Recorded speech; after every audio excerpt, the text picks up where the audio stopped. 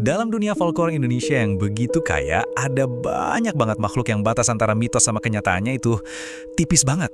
Nah, kali ini kita bakal kupas salah satu legenda yang paling misterius sekaligus paling bikin merinding. Kisah tentang Jenglot. Coba deh pikirin pertanyaan ini. Kira-kira, apa sih harga yang harus dibayar untuk bisa hidup abadi? Ini pertanyaan yang udah menghantui manusia dari zaman dulu kala. Sebuah ambisi yang seperti yang bakal kita lihat sebentar lagi, bisa menuntut harga yang, ya ampun, gak terbayangkan. Oke, sebelum kita masuk lebih jauh ke ceritanya, kita samain persepsi dulu ya. Jenglot itu apa sih? Jadi, ini bukan sekedar benda pusaka biasa. Jenglot dipercaya sebagai jiwa manusia yang terjebak dalam wujud yang mengerikan, semacam monumen hidup dari sebuah kegagalan dalam lawan takdir. Oke, kita mulai dari awal banget ya. Kisah kita ini dimulai berabad-abad yang lalu, dengan seorang pria yang kekuatannya itu cuma bisa ditandingi sama satu hal, ambisi yang luar biasa besar. Namanya Ki Ageng Cokrojoyo. Dengerin ya, dia ini bukan pertapa sembarangan. Kesaktiannya itu udah jadi legenda, ilmunya udah di atas nalar manusia biasa. Tapi di dalam hatinya ada satu hasrat yang membara lebih dari apapun. Dia mau menaklukkan kematian itu sendiri. Dia tuh nggak nyari pencerahan spiritual biasa yang dicari pertapa lain. Bukan, dia mau keabadian fisik yang sesungguhnya lewat sebuah ajian bernama Aji Raga Sukma. Para resi dan orang-orang bijak udah ngingetin dia, jangan main-main sama takdir alam gitu. Tapi Ki Ageng karena udah ngerasa sakti banget, dia sombong dan gak peduli. Pencariannya ini ngebawa dia ke sebuah kitab terlarang, Pustaka Kalanggengan, yang akhirnya dia temukan di dasar rawa pening. Nah, kitab terlarang itu udah di tangan. Ki Ageng sekarang siap buat langkah terakhir dalam pencariannya. Ini adalah momen paling krusial yang menentukan segalanya. Lokasi yang dia pilih buat ritual juga nggak main-main, Alas Purwo. Hutan ini kan dikenal sebagai gerbang gaib, tempatnya para jin dan makhluk halus ngumpul. Ki Ageng percaya energi gaib yang super dahsyat di sana bakal ngebantu dia buat mencapai puncak ritualnya. Di jantung hutan itu, ritualnya tuh dimulai, dan konsentrasinya diuji habis-habisan. Para jin munculin ilusi tumpukan emas, terus ganti jadi perempuan-perempuan cantik yang ngebisikin janji-janji surga. Tapi ujian paling berat itu datang pas arwah para gurunya muncul. Mereka mohon-mohon supaya dia berhenti. Tapi ya namanya ambisi, dia tepis semuanya. Luar biasa, dia berhasil ngelewatin semua godaan itu. Kemenangan udah di depan mata. Tapi satu kesalahan kecil, satu aja bakal ngubah segalanya jadi malapetaka. Nah, ini dia momen krusialnya. Pas banget dia ngerasain kekuatan abadi itu mulai mengalir ke tubuhnya, apa yang dia lakuin? Dia tersenyum sombong. Dia ngebayangin gimana nanti seluruh dunia bakal tunduk di bawah kakinya. Cuma setitik kesombongan itu udah cukup buat mencemari kemurnian batin yang jadi syarat mutlak dari ritualnya. Dan disinilah semua harapannya hancur berkeping-keping. Energi kosmik yang seharusnya bikin dia sempurna malah berbalik dan ngancurin dia. Tubuhnya bukannya jadi perkasa, malah menyusut dengan cepat.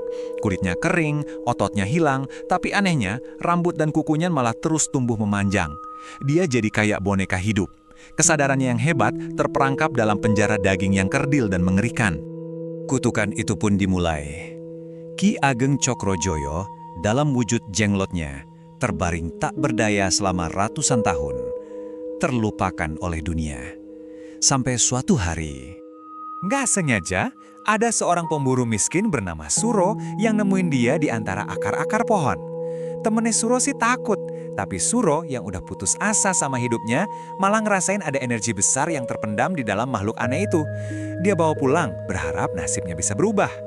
Lewat mimpi, Suro jadi tahu kalau makhluk ini butuh darah. Gila kan? Tapi karena udah terdesak sama kemiskinan, dia netesin darahnya sendiri. Dan dari situlah ikatan gaib di antara mereka terbentuk. Hidup Suro langsung berubah. Hewan buruan kayak datang sendiri ke perangkapnya. Ini semacam simbiosis mutualisme yang mengerikan. Darah ditukar keberuntungan, penderitaan ditukar kemakmuran. Dan dari sinilah perjalanan jenglot di dunia manusia dimulai. Dimulai dari Suro si pemburu yang akhirnya mati tragis, terus pindah tangan ke Wiryo Sengkoro, saudagar kaya yang mati dalam kesepian. Setiap pemilik baru, kayak keponakannya Raden Mas Panji yang serakah, nasibnya sama aja, buruk. Sampai akhirnya kekuatan yang begitu besar itu cuma berakhir di pasar loak, jadi komoditas aneh buat orang-orang yang pengen kaya cepat. Siklus keserakahan terus berlanjut. Setelah berpindah dari satu tangan serakah ke tangan serakah lainnya, kayaknya penderitaan ini nggak bakal ada akhirnya. Sampai akhirnya, takdir membawanya ke tangan seseorang yang benar-benar berbeda. Eyang Suryo ini bukan kolektor barang antik atau paranormal yang nyari untung. Pas pertama kali megang jenglot itu, beliau nggak ngerasain kekuatan. Beliau justru merasain gelombang penderitaan dan penyesalan yang dalam banget, seolah-olah dengar jeritan jiwa yang terperangkap di dalamnya. Di sini, kita bisa lihat bedanya jauh banget kan? Nggak kayak pemilik-pemilik sebelumnya yang ngasih darah buat minta imbalan, Eyang Surya justru pengen memberi.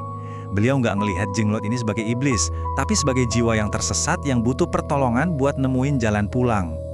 Eyang Suryo pun ngelakuin sebuah ritual pemurnian. Tapi tujuannya bukan buat ngancurin atau ngendaliin. Tujuannya adalah untuk memaafkan dan melepaskan. Beliau pakai bunga, air suci, dan doa-doa. Mengirimkan energi cinta kasih dan pengampunan buat jiwa Ki Ageng Cokrojoyo yang ada di dalamnya. Dan untuk pertama kalinya dalam ratusan tahun, jiwa yang terperangkap itu merasakan kehangatan dan ketulusan. Tubuh jenglot yang mengerikan itu mulai retak, bukan karena hancur, tapi karena melepaskan beban yang sangat berat. Akhirnya, wujud itu hancur jadi debu cahaya, dan kutukan itu pun berakhir. Jiwa Ki Ageng akhirnya bebas. Pada akhirnya, legenda jenglot ini bukan cuma cerita horor buat nakut-nakutin kan? Ini tuh sebuah kisah peringatan yang abadi. Sebuah pengingat bahwa jalan pintas menuju kekuasaan itu seringkali berakhir di penjara yang kita ciptakan sendiri. Dan ternyata, cuma welas asih yang tulus yang punya kekuatan untuk membebaskan jiwa yang paling tersesat sekalipun.